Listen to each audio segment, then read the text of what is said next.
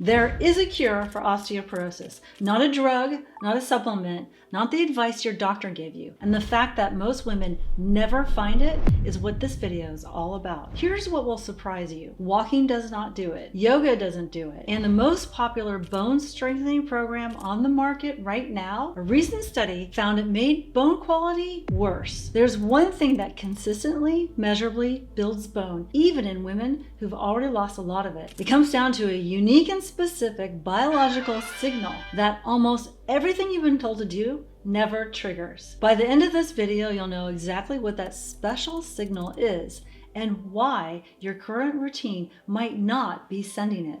Plus, I'll show you the exact proven protocols that do so you can rebuild your bones step by step. I'm Ritchie, I'm a longevity expert with a research team, and I'm on a mission to help 50,000 women over 50 like you and me reverse osteoporosis and get your mojo back. Let's go. Does this sound familiar? You've been doing everything right. Walking every morning, taking your calcium, maybe you're doing yoga, Pilates, heel drops, or jumping around. You went to your last DEXA scan feeling cautiously optimistic, but the results came back worse than before. I had been jogging for years, convinced that every footfall was hammering my bones into something stronger. Then one afternoon, I stepped off a curb, just a curb, in my flats, and a bone in my foot snapped. I heard it. It hurt. My doctor just told me I needed to be more careful. But we dug into the research, and what we found didn't just surprise me. It completely changed how I understood the way bones actually work. Because this is the foundation everything else builds on, literally. Your bones aren't dead weight. They're living tissue constantly being torn down and rebuilt every single day, just like your skin. There are two cell types running this operation. Osteoclasts.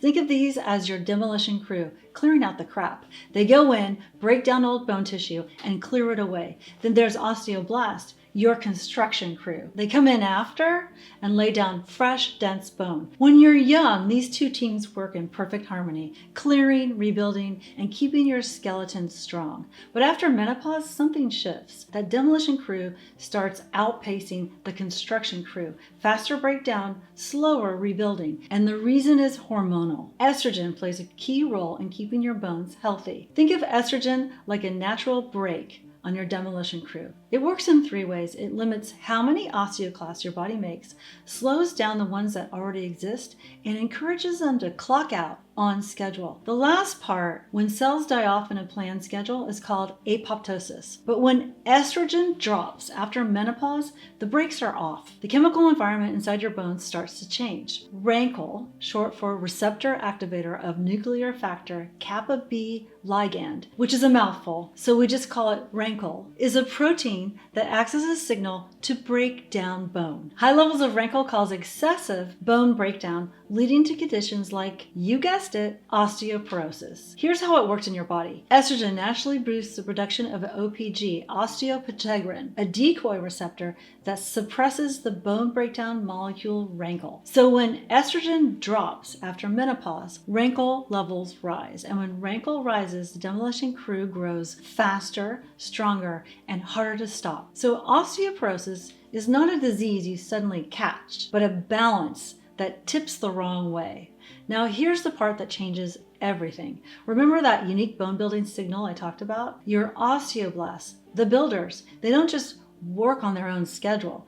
They wait for that signal. I call this the bone signal. And to understand what it takes to trigger it, you first need to understand what your bones are listening for in the first place. Scientists have actually measured this, and the principle isn't new. It dates back to the 19th century with a German surgeon named Julius Wolff. In 1892, Wolff published his life's work, a massive accumulation of years of investigation, illustrations, and clinical observations on how bone changes its internal structure and external shape in response to mechanical loading. The law of bone transformation, now known as Wolff's law, is this: bone adapts to the mechanical loads and stress placed on them. Basically, if you don't use it, you lose it. Then, in the 80s, an orthopedic surgeon named Dr. Harold Frost refined this idea with what he called the Mechanostat theory. Think of it like a thermostat. but mechanical load. Your bone cells constantly sense the physical strain being placed on them. Only when that strain exceeds a certain threshold does it flip a biological switch that tells your body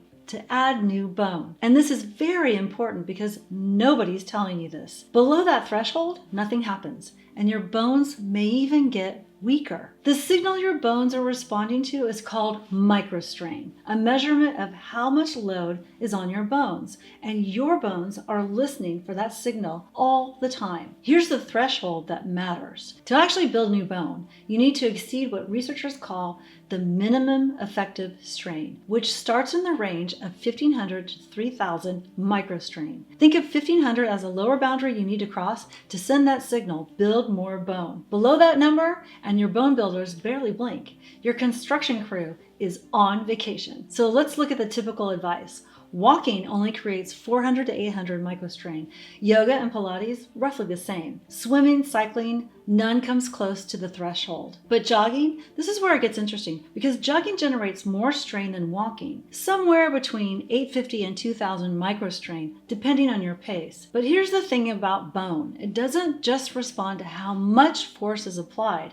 It responds to forces that are big and sudden, coming from changing directions. So when you run, your body is specifically designed to absorb and distribute the impact. Your joints, muscles, and tendons act like shock absorbers and springs. Your foot rolls forward with momentum. The force is smoothed out over time, carried through that forward momentum, rather than driving straight down through your bone. This is why I don't recommend running or jogging as an effective way to build bone density, because running does not send the bone signal. So what actually causes the bone signal? The answer is surprising, and it comes from inside your bone itself. By the way, nobody actually cares about osteoporosis. It only matters because of the consequences. You don't want to end up frail or in a nursing home. That's why I want you to take my free quiz. It tells you where you are with your overall longevity and how many years you're currently leaving on the table. Plus, I'll send you a custom report to get them back. Links below. Your bones are filled with a microscopic liquid-filled network of channels called the lacunar canaliculated system, the LCS. Think of a sponge, dense but threaded with tiny pathways throughout. And living in this network are specialized cells called osteocytes,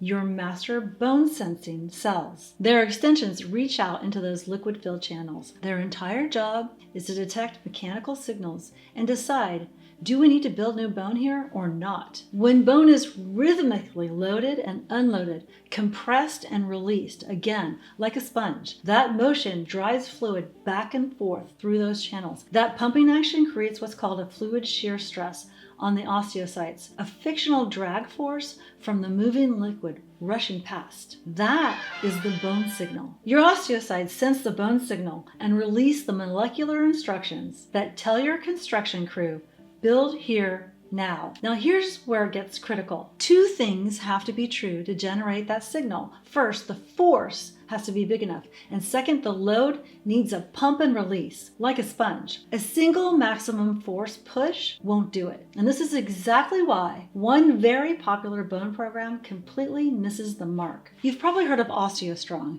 With over 200 locations worldwide, the company focuses on a biohack model where sessions are fast, like 60 seconds, and infrequent, only once a week. Basically, you go and sit on one of their machines and push really hard, and that's it. Here's the catch. This 2025 study followed postmenopausal women for 8 months on a weekly OsteoStrong sessions. At the end, there were 0 changes in hip, thigh, and spine bone density. So what does generate that precious bone signal? The pump and release? Your bones need to grow. It's resistance training, weightlifting, literally pumping iron. When you pick up a weight and lower it, rep after rep, you're not just working out your muscle, you're pumping fluid for the channels inside your bones. And the osteoblast, that construction crew, finally gets to work. And it's not just good in theory. This landmark trial, published in JAMA, one of the most respected medical journals in the world, took women from their 50s to their 70s who were not on hormone therapy and had them do resistance training just twice a week. No jumping, no complicated programs, just lifting. The results? At the femoral neck, the most common fracture site, and a hip break, the lifting group gained 0.9% in bone mineral density, while the control group lost 2.5%. In the lumbar spine, the lifting group gained 1%, and again, the control group lost 1.8%. The women who lifted also gained muscle mass, improved their strength and balance, all protecting against falls and fractures. And it's not just one study, there are so many. A 2020 meta-analysis, a study of studies, published in Osteoporosis International, combined results from 17 separate resistance training trials, the finding better bone density at spine, femur, and hips across study after study. And if you want the most dramatic proof of all, look at how NASA solved this problem. In space, without gravity, astronauts lose 1 to 2% of their bone density in key weight-bearing bones every month. That's more than 10 times the rate of typical age-related osteoporosis here on Earth. So what did NASA do? With unlimited resources, the best engineers on the planet, and every technology available, they didn't send up yoga mats or vibration plates. They built the Advanced Resistive Exercise Device, the ARID, and bolted it to the International Space Station. The exercises they're doing, it's classic weightlifting because it's the only one cure for osteoporosis. When I started, I was in my mid-50s and my bones were weak. I was genuinely terrified I was on a one-way road to being the woman who breaks her hip and never recovers. I even stopped doing certain things because I didn't want to hurt myself and launch down that slippery slope. And I was having a lot less fun. Fast forward today, I never get worried about osteoporosis. So if you want to know exactly what exercises to do starting today, check out this video. It only takes 1 hour per week and I'm breaking down the entire routine step by step. See you in the next video, because your health is the ultimate luxury.